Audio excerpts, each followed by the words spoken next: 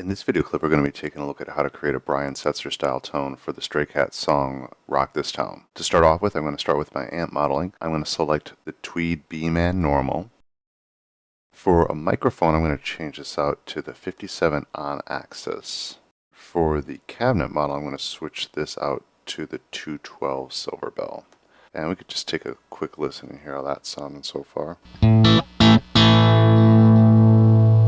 So that sounds alright, but I definitely want to clean that up a little bit. So let's take a look at maybe moving this drive down just a hair. I'm going to bring up the bass and the mids. Pull the treble back just a hair. Presence down just a hair. Move that channel volume up to around 60, and let's take a listen to that. That works, but the one thing that he's doing differently that I'm doing here is he was using a nice big rockabilly guitar, and I'm using a solid body guitar with a single coil pickup. So what I want to do is I want to switch over to the mixer section here and change out my guitar. So under the mixer view here, I'm going to switch this to the user rockabilly 1. So now here's what I'm going to get.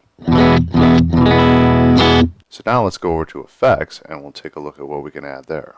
So in this first block here, I'm going to add in a volume pedal. For this second block here, I'm going to add in a screamer pedal. Change this up a little bit, maybe pull the tone down, pull the treble down, probably pull the drive back a bit, and maybe the output to around 60. So here's what my tone sounds like without. Here's what it sounds like with the screamer. So that'll be useful if we need it. In the third block, right here, I'm going to add in the multi-head delay. So I'm going to take a look under delays. I'm going to turn head 1 and 2 on.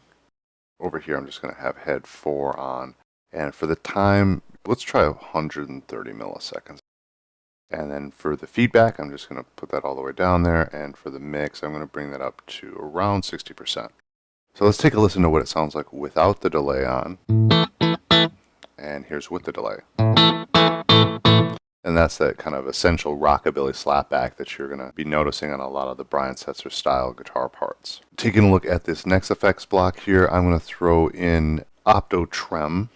That's not something that you would always hear Mr. Setzer using, but I want to have it there in case I need it for a modulation. I'm going to select eighth notes for the tempo sync. I am going to pull that mix all the way down to half. So here's what it sounds like without the tremolo. And here's with the tremolo. And lastly, I'm going to throw in some reverb here. For reverb choice, I'm going to pick spring reverb. And I'm going to pull back on this decay just a little bit. And the tone I'm going to pull back on. Mix will bring that up to about 30%. So here's what it sounds like without the reverb. Here's what it sounds like with the reverb. And now if I want to add in that delay, here's what I get.